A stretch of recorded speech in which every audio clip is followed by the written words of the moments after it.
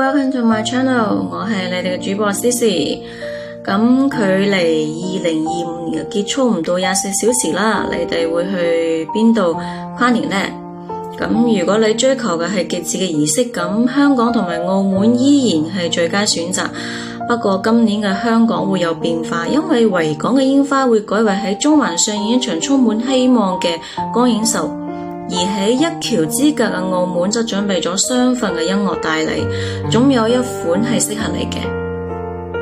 咁另外，如果你覺得出境比較麻煩嘅話，咁喺深圳你可以去東門進行12日嘅狂歡，或者你都可以去深圳之窗同鐵塔一齊影張合影。喺廣州嘅話，新年嘅主角係一隻叫大灣雞嘅吉祥物。你可以去海心沙嘅嘉年華啦，喺摩天輪上以廣州塔為背景跨年。如果話你仲想要輕鬆一啲嘅話，咁你可以去珠海啦。喺海天公園，你可以以美食嚟填滿你嘅胃，順便睇下無人機表演，用最地道嘅煙火係嚟迎接新年。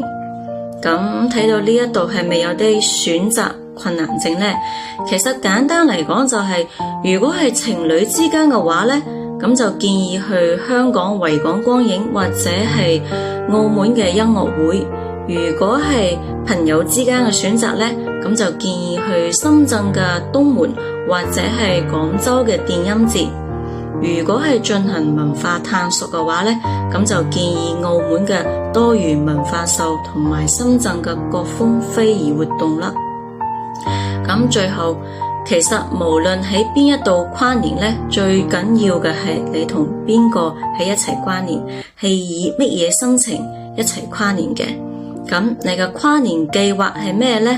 或者你有更加寶藏嘅跨年地點可以推薦嗎？咁一定要喺評論區同我分享啦。最後呢，祝你同你最在乎嘅人都有個燦爛嘅新嘅開始。我哋2026見，拜拜。